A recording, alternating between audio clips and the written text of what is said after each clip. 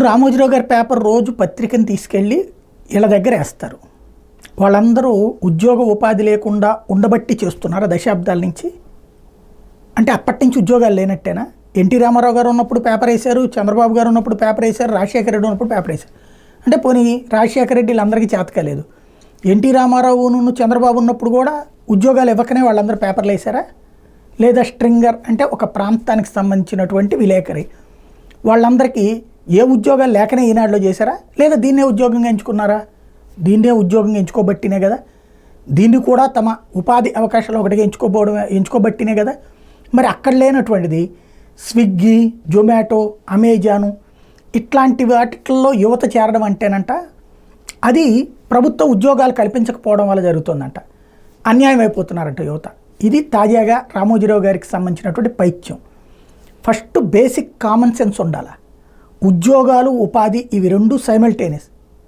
అది వచ్చినప్పుడు ఇది వదిలేసుకుంటారు, ఇది బాగుందనుకుంటే అది వద్దనుకుంటారు. పొద్దు నుంచి సాయంత్రం దాకా ఉద్యోగం చేయడం కొంతమందికి ఇష్టం ఉండదు.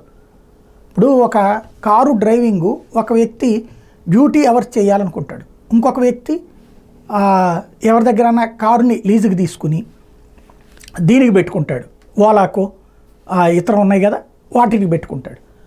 అది స్వయం సిద్ధంగా బతకాలనుకునేవాడు ఆలోచన ఒకటి ఉంటుంది, ఉద్యోగిగా చేయాలనుకునేవాడు ఆలోచన ఒకటి ఉంటుంది. చేతనైతే ఎంకరేజ్ చేద్దాం, డిస్కరేజ్ చేయాల్సిన అవసరం లేదు కదా. జగన్ మీద ద్వేషంతో గిగ్ వర్కర్లను జగన్ పట్టించుకోవట్లేదు, వాళ్ళకి అయి గెలిపించాలి, ఈ గెలిపించాలి. అదొక యూనియన్ తయారు చేయండి. మళ్ళీ మీరు ఈనాడులో ఎందుకు యూనియన్లు అనుమతించరు? ఈనాడులో ఉన్న జర్నలిస్టులకు ఎందుకు యూనియన్లో ఉండకూడదు? ఈనాడులో ఉన్నటువంటి పేపర్ బాయ్లకి ఎందుకు యూనియన్ ఉండకూడదు? కానీ ఇక్కడ మాత్రం యూనియన్ ఉండాలి, వాళ్ళకి ఏదైనా చేయాలి. మన వాడు అధికారం లేకపోతే దేన్నైనా నాశనం చేశాడు. ఇప్పుడు అదే విషయంలో చంద్రబాబు గారు ఉన్నప్పుడు కూడా స్విగ్గీలు ఉన్నాయిగా, అప్పుడు ఎందుకు రాయట్లేదు ఇట్లాంటి వార్తలు?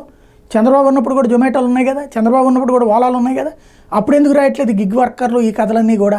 ఇప్పుడే ఎందుకు రాస్తున్నారు? అంటే మా వాడు లేకపోతే రాష్ట్రం నాశనం అయిపోతుంది, దేశం నాశనం అయిపోతుంది, మా వాడు ఉంటే స్వర్గంలో నుంచి బెత్తడి దూరంలో ఉన్నామని చెప్పేటటువంటి దరిద్రపు లక్షణం అనేది మానుకుంటే బెటర్.